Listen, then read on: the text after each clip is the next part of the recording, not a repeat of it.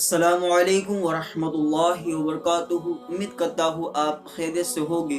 और नाज़रीन, आज की वीडियो के अंदर हम आपको ऐसे 4 गुनाह के बारे में बात करेंगे कि जो अल्लाह तबारक व तआला के वहाँ ये 4 गुनाहों की कोई माफ़ी नहीं है।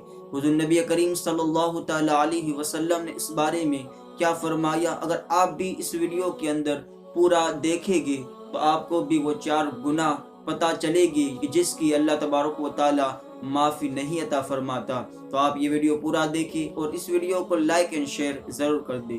हुज़ूर नबी करीम सल्लल्लाहु तआला अलैहि वसल्लम ने कहा कि ऐसे 4 गुनाह है जिनकी कोई माफ़ी नहीं। सहाबा किराम ने अर्ज़ की, या रसूलुल्लाह सल्लल्लाहु अलैहि वसल्लम, आप बताए वो कौन से गुनाह है। तो हुज़ूर नबी करीम सल्लल्लाहु अलैहि वसल्लम ने फरमाया कि वो 4 गुनाह ये है। नंबर 1, शिर्क करना, यानी कि अल्लाह तबारक व ताला के साथ किसी को शरीक करना, या अल्लाह तबारक व ताला के अलावा किसी की इबादत करना, या फिर किसी और को खुदा मानना, या फिर अल्लाह के सिवा किसी और के सामने सजदा करना।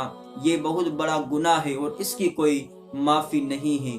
नंबर 2, यतीम का माल खाने वाला, ये भी एक बड़ा गुनाह है। जो यतीम का माल खाता है और इनकी भी कोई जो है माफ़ी नहीं है। अगर आप में भी ये बुराई है तो जल्दी से तौबा कर ले।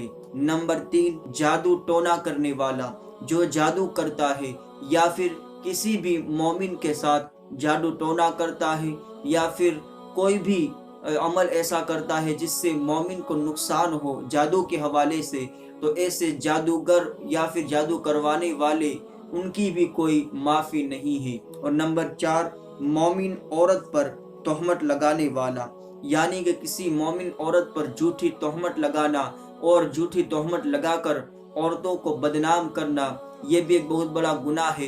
हुज़ूर नबी करीम ने फरमाया कि इसकी भी कोई माफ़ी नहीं है।